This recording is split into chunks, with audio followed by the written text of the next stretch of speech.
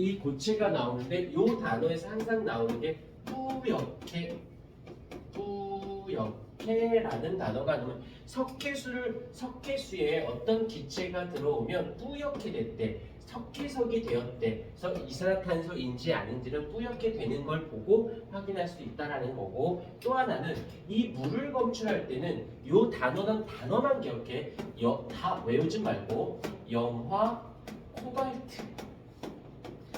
코발트 종이가 있는데 요 물을 만나면 붉게 변해요. 다른 건 신경 쓰지 말고 행여라도 문제 풀 때 염화 코발트 종이 뭐 이런 단어가 나오면 아, 물 검출이구나 라고 생각을 해주시면 되고, 무언가 석회수에다 어떤 기체가 있는데 뿌옇게 되었대. 아, 이산화탄소구나 라고 생각을 해주시면 되어집니다. 그 다음에 이제 두 번째로 보시게 되면 얘가 고체, 액체, 기체로 나와져 있는 게 이제 다 알고 있는 석탄, 그 다음에 석유, 그 다음이 LNG, 이제 기체를 되어져 있는데 얘네들의 주성분은 다 어찌 됐건 간에 탄소와 수소로 되어져 있다라는 거고, 일단 이렇게 돼서 연료 후에 연소 생성물이 누가 나오냐면 바로 이산화탄소가 나오거든. 근데 요 단원에서 같이 나오는 게 온실효과랑 지구온난화가 앞쪽에도 있었는데 여기에서도 같이 나와요. 한 번 더 출제가 됩니다. 봐주시면 되는데 이 세 번째 이산화탄소, 이 아이의 과배출, 이거랑 배출이 아니라 과배출로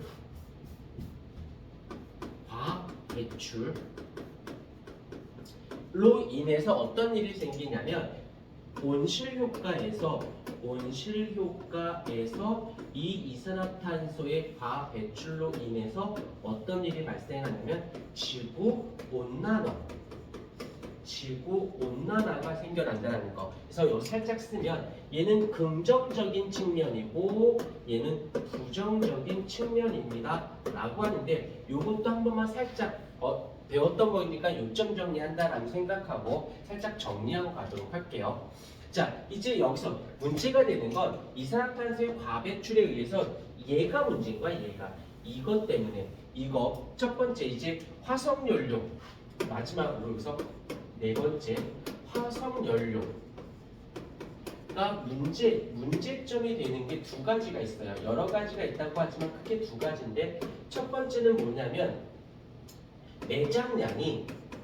매장되어 있는 양이 유한합니다.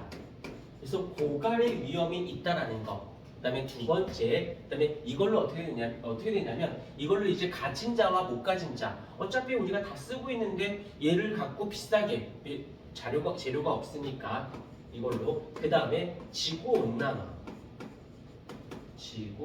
온난화라는 거 한번 살짝 정리하고 갈게요. 일단 온실효과라고 하는 것을 볼게. 이 온실효과, 여기서 이제 온실기체라는 말을 쓰는데 여기서는 이산화탄소라든지 물이라든지 아니면 메테인이라든지 뭐 플레온가스라든지 뭐 이런 것들이 있어요. 근데 이런 것들 다 집어치우고 그냥 이런데 온실기체가 있었는데 얘가 어떤 일을 하냐면 지구가 있어요. 지구가 있으면 그 주위를 이 온실기체가 얘를 이렇게 덮고 있어요.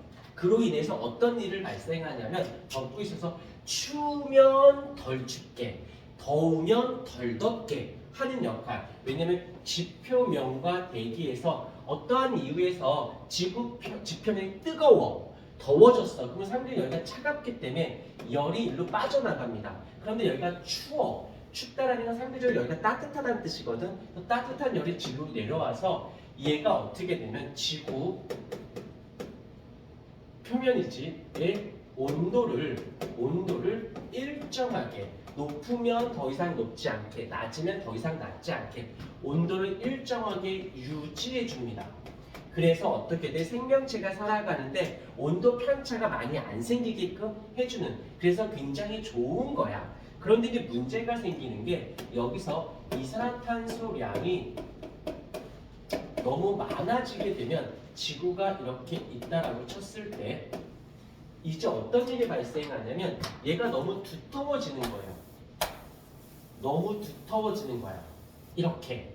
그래서 어떤 일이 생기냐면 지구의 온도가 일정하긴 일정한데 어떻게 되냐면 높은 상태로 유지가 돼요. 그래서 어떤 일? 이래서 생명체가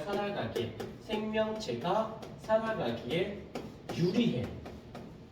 그러면 우리는 온실 효과라는 말을 쓰는데 높은 상태로 유지하다 보니까 어떤 일이 발생하냐면 기상 이변이 생겨요. 그래서 기상 변화가 생기고 그로 인해서 생명체가 좀 살기가 불리해집니다. 이것을 우리는 뭐라고 해? 지구 온난화라고 부른다는 거. 그래서 이 단어는 여기랑 같이 맞물려져 있어.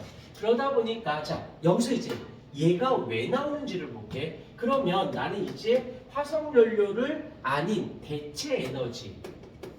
대체해줄 에너지가 필요해요. 대체해줄 에너지가 필요한데 그것을 우리는 뭐라고 해? 바로 신재생 에너지라고 부르는데 이제 쪼개서 다시 볼게. 신에너지와 얘는 재생 에너지로 봤을 때 이제 키워드를 보자. 얘는 일단 화석연료가 들어가야 돼요. 화석연료. 그 다음에 여기는 환경과 관련된 용어들이 들어갑니다. 얘네들을 어떻게 변환시켜 다른 방식으로 변환시켜서 에너지로 사용을 하죠. 얘는 환경에 있는 것들을 변환시켜서 에너지로 사용을 하게 되어지는데 굳이 이름을 이렇게 나눈 건 무엇이냐면 얘의 특징은 뭐냐면 여기서는 탄소를 보유하고 있지 않아요. 탄소가 없어. 자체가 얘네들 환경에 보면 뭐 태양광, 태양열, 풍력, 뭐 조력, 열, 지열 얘네들은 탄소를 갖고 있지 않기 때문에 지구 온난화에 아무런 영향을 주지 않습니다. 그런데 신에너지는 왜 이름을 나눴냐면 화석연료의 변화니까 화석연료를 사용하지 않겠다는 건 아니야. 안 하겠다는 건 아닌데 얘를 좀 더 화석연료를 효율성을 높인다든지 화석연료이긴 한데 여기 봐. 화석연료이긴 한데 얘만 있는 건 아니거든. 얘도 있거든. 그러니까는 여기서도 마찬가지 사용할 수밖에 없다면 걔가 뭐 20% 정도 쓰여 효율이. 그럼 30% 40% 늘려버리는 거야. 그럼 어쩔 수 없이 쓰는 거라면 그거를 조금 더 효율을 높이면 아무래도 효율적일 수가 있는 거고 최대한 여기서 탄소를 보유하지 않은 에너지를 쓰겠다라는 뜻입니다. 일단 필기 좀 해주실까요?